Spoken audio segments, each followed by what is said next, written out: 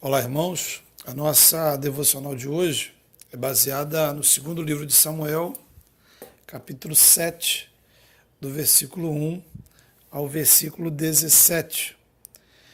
Esse texto trata de um desejo de Davi e como Deus respondeu a esse desejo. E na esteira do Dia dos Pais, comemorado no último domingo, podemos entender esse texto uma espécie de conversa de pai para filho e perceber algumas lições importantes, tanto para o nosso relacionamento com Deus, quanto para o nosso relacionamento como família. E a primeira lição é aprender a expressar nossa gratidão com ações concretas. Veja que o texto começa dizendo que Deus havia dado a Davi descanso de todos os seus inimigos. Deus deu vitória em todas as frentes de batalha. Não existia mais guerra a ser lutada.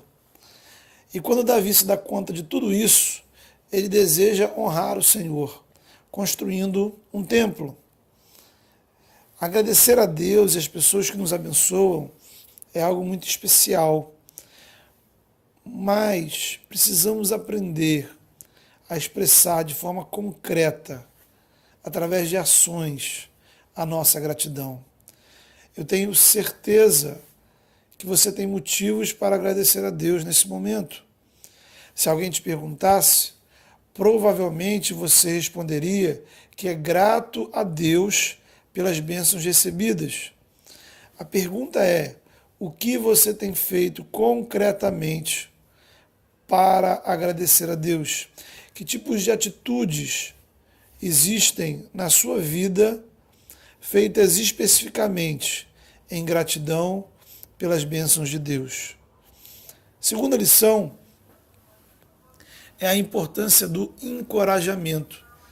Davi compartilhou com o profeta Natã seu desejo de construir um templo para honrar o Senhor. E Natã o incentivou: vai, Davi, faz o que está no seu coração, o Senhor é com você. É algo muito abençoador ouvir uma palavra de encorajamento. Infelizmente, há pessoas que só têm palavras de desânimo. Diante de qualquer ideia ou intenção, mesmo na direção da vontade de Deus, a pessoa só enxerga dificuldade. Pense sobre isso. Qual foi a última vez que você trouxe uma palavra de motivação e incentivo para alguém seguir na vontade de Deus? Qual foi a última vez que você encorajou alguém que está envolvido, lutando na obra do reino de Deus? O seu desafio hoje é trazer uma palavra de incentivo para alguém dizer não ao pecado, sim à vontade de Deus e se envolver mais no Evangelho, no reino do Senhor. A terceira lição é aprendermos a ouvir e a falar não. Através do profeta Natã, Deus respondeu para Davi: não. Davi não iria construir o templo que ele queria. Aprendemos aqui que Deus responde não, mesmo para ideias aparentemente boas, como era a ideia de Davi. Contudo, como um bom pai, Deus não apenas disse um não seco. Deus mostrou a Davi o porquê ele disse não. E fez Davi ter uma visão mais ampla da questão. Isto é, Deus mostrou para ele que, como Senhor eterno, onipresente, Deus não precisava de templos. Ele é o Criador de todo o universo. Ele é maior do que qualquer construção humana. Agora, pensando em você que é pai, que é mãe, que precisa educar o seu filho, precisamos entender que não abençoamos nossos filhos quando dizemos sim para tudo que eles pedem. Em muitas ocasiões a resposta certa é o não. Devemos, no entanto, nos esforçar para mostrar o quadro maior para nossos filhos, fazê-los ver o que não estão enxergando. Em contrapartida, nós, como filhos, devemos entender que muitas vezes o não dito pelos pais é uma expressão legítima do amor deles, do cuidado deles pela gente. Uma quarta lição desse texto é que muitas vezes precisamos baixar a nossa bola esvaziar o nosso ego. Estamos aqui falando de filhos, especialmente na adolescência. O nosso ego, ele expande-se para todos os lados. É aquela hora que nos achamos melhores que nossos pais, mais inteligentes, com uma melhor visão da vida. Nem mesmo terminamos o ensino médio, mas já sabemos de tudo. O triste é quando a gente passa pela adolescência, mas continua a carregar um balão inflável chamado ego totalmente cheio. Nos tornamos adultos egocêntricos. O problema disso é que deixamos de reconhecer as pessoas que contribuíram para que de alguma forma chegássemos até aqui. Nos falta gratidão e humildade.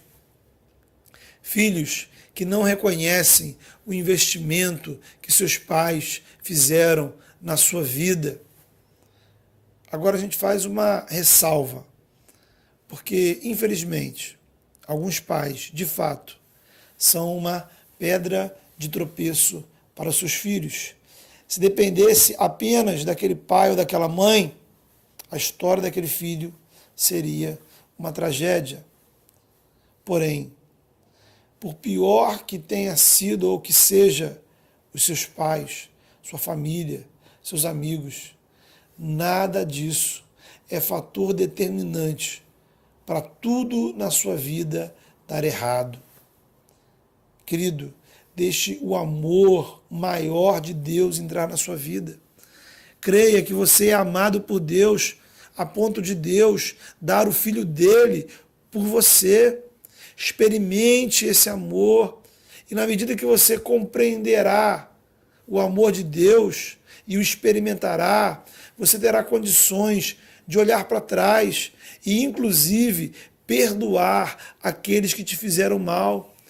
Peça ao Espírito Santo para retirar do seu coração todo rancor, raiva, amargura, ressentimento. Enfrente essa questão de peito aberto. Coloque isso em oração. Se seus pais ainda estiverem vivos, diga a eles que, em nome de Jesus, você os perdoa e olhe para frente, crendo que o único fator determinante para a sua vida é a vontade de Deus. Todos os outros fatores podem ser superados. Nenhum mal que ninguém faça contra mim tem o poder de determinar a minha história. O amor de Deus revelado na cruz e experimentado pela fé em Jesus é maior que qualquer mal.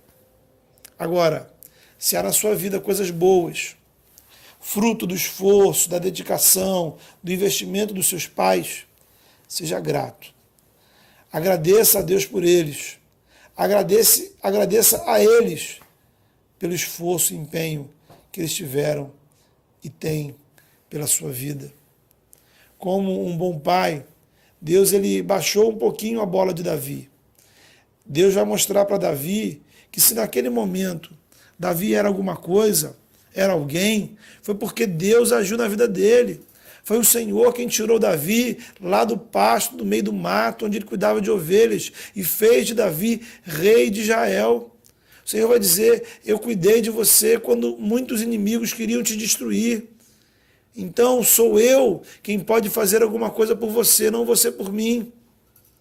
Observe, da mesma forma que um ego descontrolado, ele atrapalha o nosso relacionamento familiar, ele também pode causar dificuldades na nossa vida espiritual. É aquele momento onde a gente se acha tão crente, tão espiritual, tão conhecedor da palavra, que esquecemos da nossa posição como servos. Pessoas que acham que podem se aposentar de servirem a Deus. Isto é, já fizeram bastante para o Senhor. Ou tirar férias, passar um tempo curtindo a vida, sem estar servindo a Deus. Outros só aceitam envolver-se na igreja, no reino, em alguma atividade, se for para mandar, se estiver em algum cargo de liderança. Todavia, diante de Deus, sempre somos, sempre seremos filhos e servos. E isso é um privilégio. Foi o que Deus falou para Davi, Foi eu quem tirei você de lá daquele pasto. Não foi você quem me procurou. Eu fui até lá, eu te achei, eu cuidei de você, eu te trouxe até aqui e eu te ungi rei do meu povo. Da mesma forma, se somos filhos de Deus, isso é porque um dia Deus nos alcançou com graça.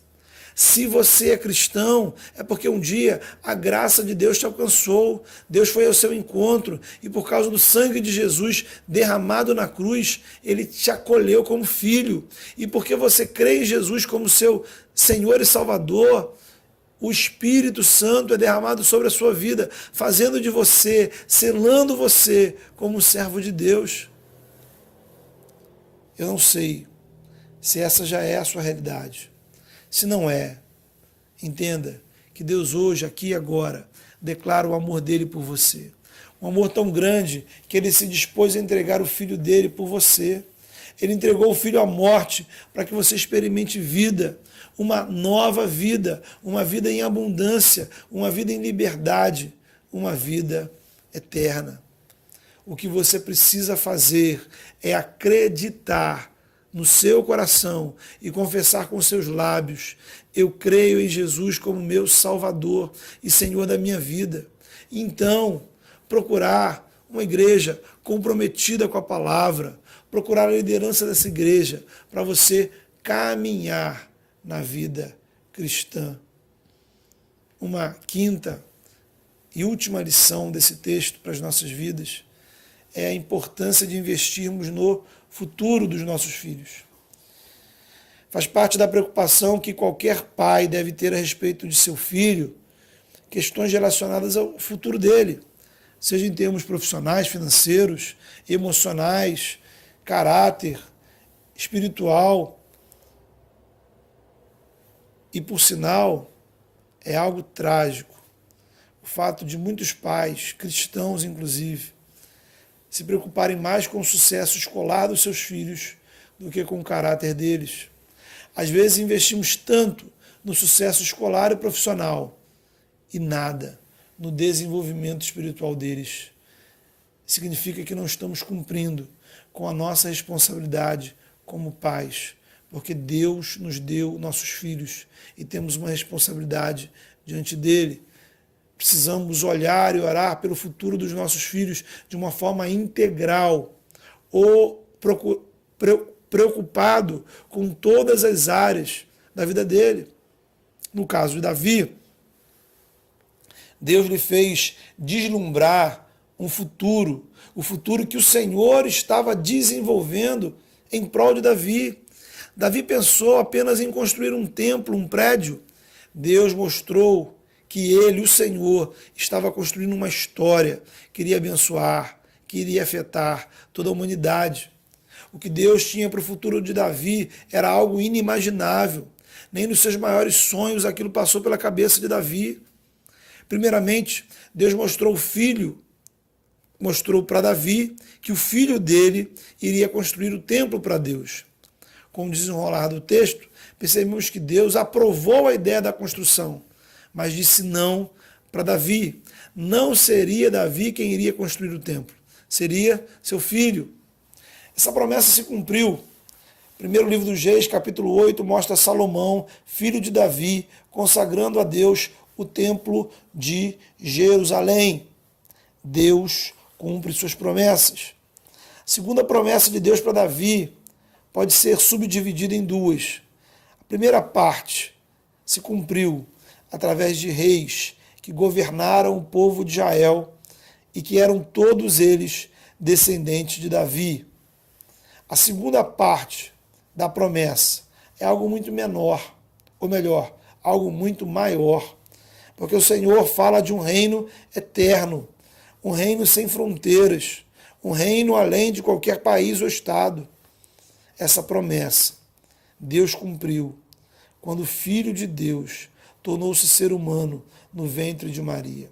Jesus é o descendente de Davi. Justamente o anjo vai proclamar a Maria que o filho que ela daria à luz herdaria o trono de Davi e Jesus reinaria para sempre. A promessa de Deus a Davi se cumpriu 1000 anos depois. quando Jesus nasceu. Mesmo que demore, Deus cumpre suas promessas. O Evangelho nos ensina que Jesus trouxe o reino de Deus através da sua vida e obra, do seu ministério até a cruz. Jesus implantou o reino. Esse reino não está vinculado a lugares, países, governos. Esse reino não tem fronteiras, porque esse reino é composto por todos aqueles que reconhecem Jesus como rei e se submetem ao seu reinado. O reino de Deus está dentro de você, quando você de coração confia em Jesus e vive segundo a vontade de Deus. O reino de Deus é maior do que eu e você, porque Deus chama todas as pessoas para fazerem parte dele. Servir a Deus é ter compromisso com o reino de Deus. Ser igreja é promover o reino de Deus aqui nesse lugar. Somos súditos desse reino celestial aqui na terra. Até o dia em que Deus trará a plenitude do reino, quando o universo será transformado, o pecado, a maldade e a morte extintos, nossos corpos transformados, e viveremos com Jesus em um novo céu, em uma nova terra. Pense nos desafios que essa história traz para a sua vida. Deus abençoe. Amém.